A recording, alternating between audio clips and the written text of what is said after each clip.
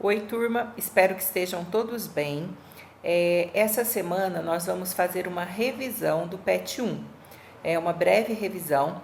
Caso vocês tenham dúvida, podem me enviar pelo aplicativo Conexão Escola e podem também assistir os vídeos de cada semana, né, os vídeos anteriores, que tem uma explicação, claro, mais detalhada da matéria desse PET 1. Vai ser enviado para vocês uma atividade complementar, que é a segunda atividade complementar. Vocês já fizeram a primeira atividade, que foi o desenho da pandemia, né, relacionando com a vida, e essa vai ser a segunda atividade complementar. E na próxima semana, vocês farão a avaliação de biologia, referente à matéria do PET 1, tá bom? Vamos lá, então. Nós falamos a diferença nesse PET 1 da célula eucarionte com a célula procarionte.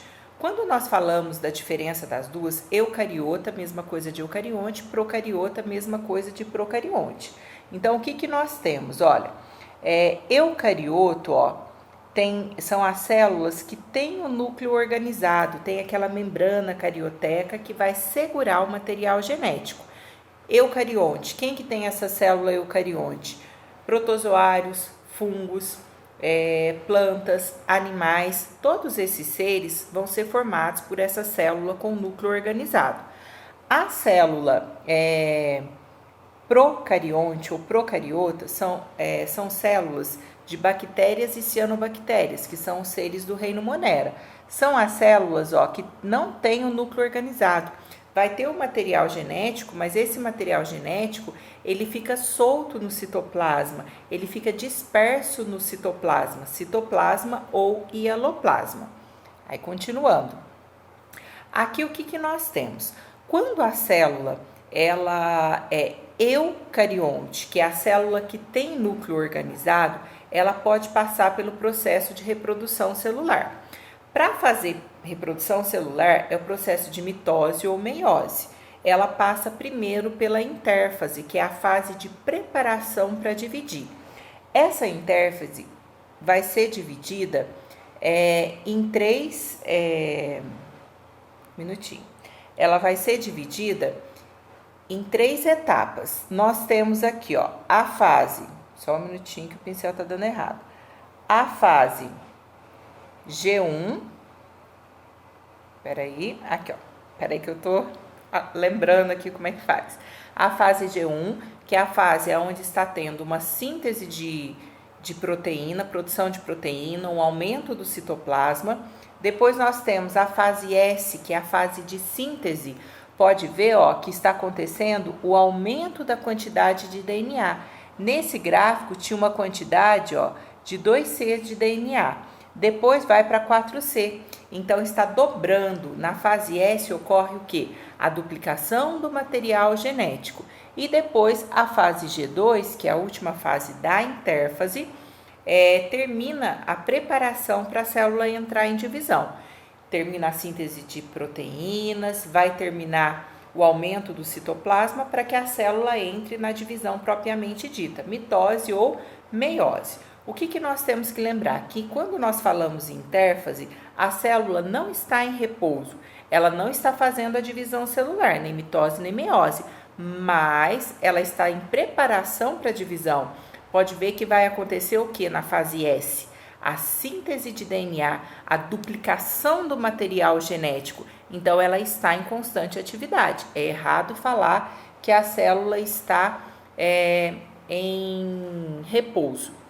Aqui o núcleo celular de uma célula, então, em divisão, uma célula quando está em intérfase, o núcleo da célula vai ser formado, então, por todas essas partes, Tem aqui a carioteca, que é a membrana nuclear, que é o que vai segurar o material genético. A cromatina, que são esses fiozinhos vermelhos aí, cromatina, mesma coisa que DNA. A cromatina é o filamento simples de DNA, que durante a divisão vai se condensar, né? Ficar parecendo uma espiral e duplicado, e aí vai ser o cromossomo. Então, cromatina, filamento simples de DNA. Cromossomo, filamento duplo de DNA.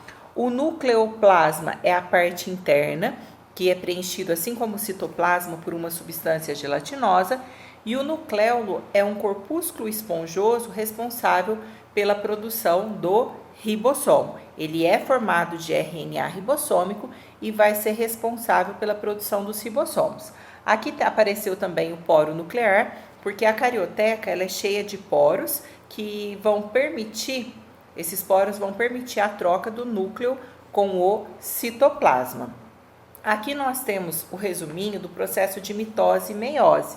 Então, olha, na mitose nós temos, mitose, tem uma célula mãe, essa célula mãe diploide, no final ela está formando duas células filhas idênticas a ela.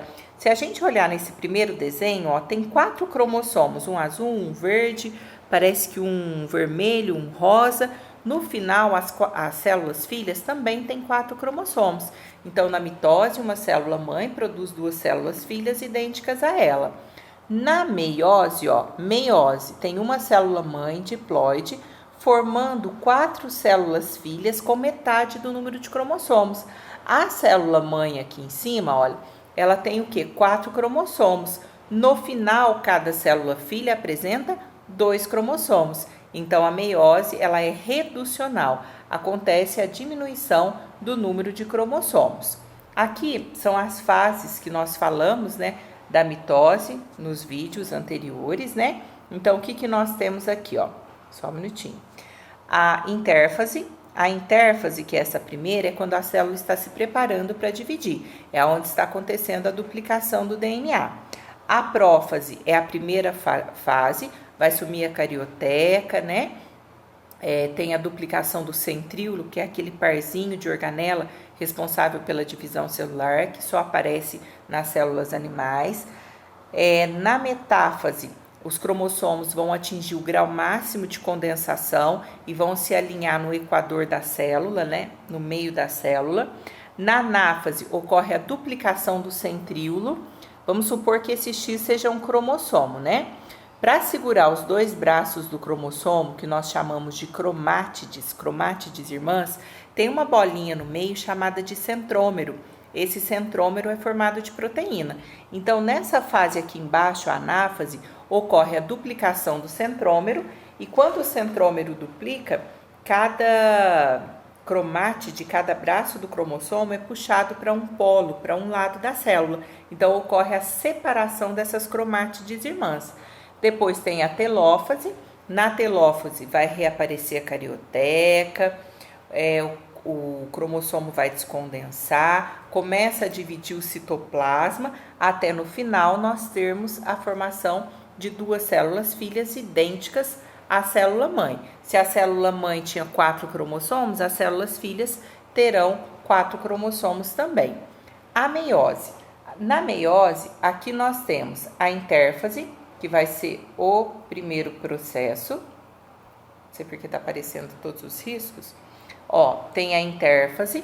No caso, então, da intérfase, na intérfase aqui, o que nós temos? A preparação para a divisão.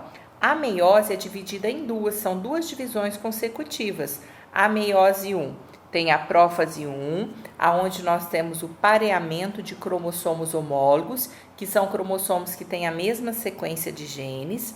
Na metáfase, vai formar no equador da célula o pareamento, né, desses, a linha, bem no meio da célula, que a gente chama de equador ali, vai formar uma linha, mas dos pares de cromossomos homólogos.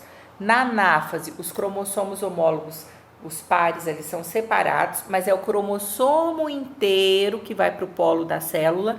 Na anáfase 1, não acontece a duplicação daquela bolinha do meio, do centríolo. Então, vai um cromossomo inteiro para um lado da célula e o outro cromossomo inteiro para o outro lado da célula. Aí vem a telófase, reaparece a carioteca, né, divide em 2 células. Depois, na meiose 2, tudo que acontece com uma primeira célula aqui, vai acontecer com a outra célula também. Então, olha, a célula na prófase 2 vai desaparecer a carioteca, vai começar a condensar, a enrolar os cromossomos. Depois, na metáfase, tem o pareamento dos cromossomos, não dos pares de homólogos, porque lá na primeira já separou o parzinho. Na anáfase 2, acontece a duplicação do centrômero, que é aquela bolinha do meio, que não aconteceu na primeira. Então, essa duplicação do centrômero nessa anáfase 2 vai permitir a separação das cromátides irmãs. Cada bracinho do cromossomo vai para um lado e depois reaparece a carioteca, divide o citoplasma e nós temos a formação de duas células. A primeira forma duas, a segunda forma duas. Então, se eu for ver aqui, ó, uma célula mãe lá do começo forma no final 4 células filhas, tá bom? Então, mitose, uma célula mãe forma duas idênticas a ela, em números de cromossomos, e na meiose, uma célula mãe forma 4 células filhas, com metade do número de cromossomos da célula mãe. Aqui nós temos depois, a semana 1 e 2 foi referente à divisão celular. Depois veio falando sobre a nomenclatura científica. Os nomes científicos, eles vão aparecer, né, nos textos, só que eles têm algumas regrinhas para serem escritos. Tem que ser em latim, porque latim é considerado uma língua morta, que não sofre modificações. É um sistema binominal, geralmente são 2 palavras. Pode aparecer 3 ou 4, mas o usual, por regra, 2 palavras. A primeira palavra vai indicar, ó, eu não sei por que está aparecendo tudo que eu faço na tela anterior. Deixa eu só apagar aqui, ó, um minutinho. Aqui o que nós temos? Olha, a primeira palavra com letra maiúscula vai indicar o gênero, a segunda palavra com letra minúscula indica a espécie. Então, o gênero, Felis. A espécie, Felis catus. A segunda palavra indica a espécie, mas ela não deve vir escrita sozinha. Ela sempre tem que vir acompanhada do gênero. Esse nome científico, ele tem que ser destacado. Nos exemplos aqui, ó, nome científico do gato, Felis catus. Pode ser em negrito, pode ser em itálico, pode ser sublinhado. O que nós temos o costume quando estamos escrevendo? É sublinhar, que aí fica mais fácil, tá bom? Nos livros é muito comum usar o itálico para indicar o nome científico. Aqui eu só coloquei alguns exemplos, né, de nome científico. Pode ver que as palavras estão em itálico. Então, espécie humana, Homo sapiens, lobo, Canis lupus, mosca, Musca doméstica, laranjeira, Citrus sinensis, maconha, Cannabis sativa, cascavel, Crotalus terrificus, a anta, Tapirus terrestris e o mosquito da dengue, Aedes aegypti. Esses são os nomes científicos. Nome científico foi criado porque em qualquer lugar do mundo a pessoa sabe do que se trata quando ela está fazendo um estudo. O nome popular varia de uma região para outra. O nome popular, ele varia de um país para outro. Então, quando eles estão estudando, eles criam os nomes científicos para que haja um padrão universal. E aí, em qualquer lugar do mundo, eles vão saber, quando estão fazendo um assunto, o nome científico é mencionado, eles vão saber do que se trata. Aí nós temos os reinos dos seres vivos, né? Que nós fizemos uma breve revisão na última semana. Nós temos aqui, olha, o reino Monera, que está aqui embaixo, onde nós temos bactérias e cianobactérias. O reino protista, onde nós temos, só um minutinho, reino Monera, são seres unicelulares e procariontes, não tem núcleo organizado. Reino protista, unicelulares e eucariontes. Nós temos protozoários e as algas. Existem algas dentro desse reino que são pluricelulares também. O reino fungi, nós temos os fungos. Existem fungos unicelulares e fungos pluricelulares. São formados por célula eucarionte também com núcleo organizado. Reino vegetal, são todos pluricelulares, ou eu posso chamar de multicelulares, e realizam fotossíntese. Fungo não realiza fotossíntese, não produz seu próprio alimento. Vegetal é pluricelular, é eucarionte, realiza fotossíntese, produz seu próprio alimento, portanto é autótrofo. E o reino animal são seres também pluricelulares ou multicelulares, né? Não realizam fotossíntese, não produzem seu próprio alimento, são heterótrofos. Fungo é heterótrofo por absorção, vai absorver o nutriente. Os animais são heterótrofos por ingestão. A maioria heterótrofo por ingestão. E os animais possuem células eucariontes também. Célula eucarionte, que é a célula que possui núcleo organizado. Aqui eu coloquei embaixo Arqueobactéria, eubactéria, né? Lembra que nós falamos na semana passada que existe o domínio, que nós vamos ver aqui, ó. Aqui é só mais uma ilustração, tá? Está mostrando aqui, olha, os reinos novamente, começando de acordo com a evolução, reino Monera, depois nós temos o Protista, aí nós temos aqui em cima a ramificação para o reino Fungi, Plantae e Animalia, ou Animalia, né? Que são os 5 reinos de seres vivos.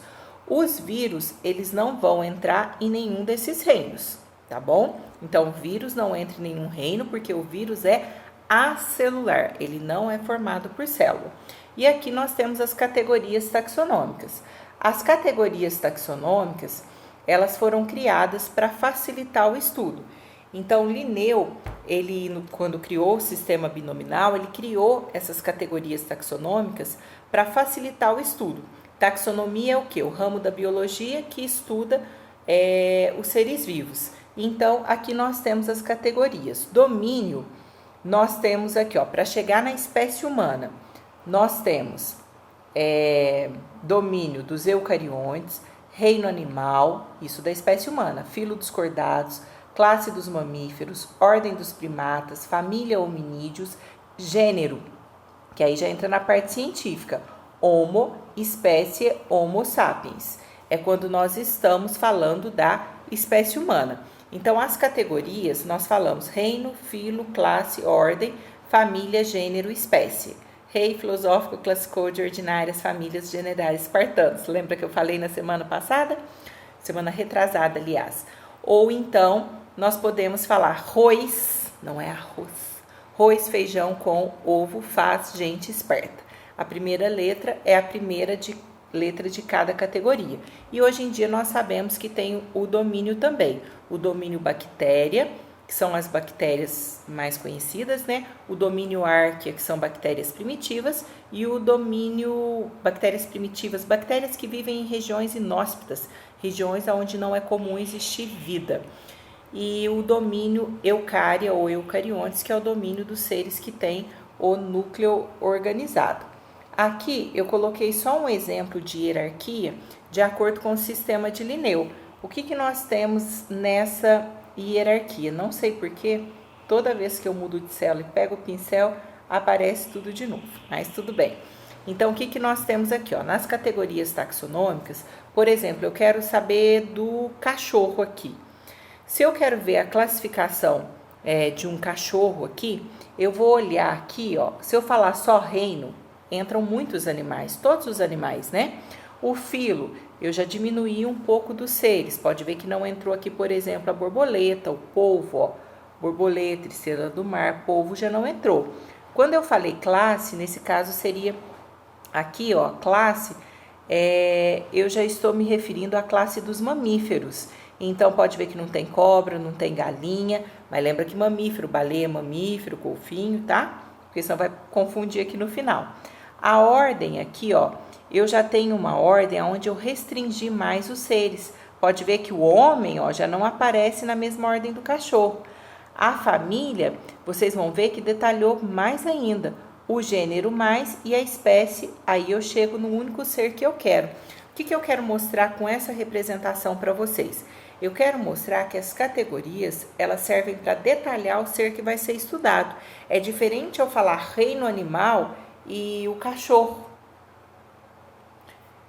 Quando eu falo reino animal, é qualquer tipo de animal. Quando eu me referir ao cão, ali ao cachorro, eu vou estar detalhando o único ser que eu vou estudar. É igual eu falo o homem, Homo sapiens. É o homem que eu estou falando, diferente se eu falar de animal. Eu estou me referindo a todos os animais. Então, essas categorias, elas servem para detalhar o que vai ser estudado.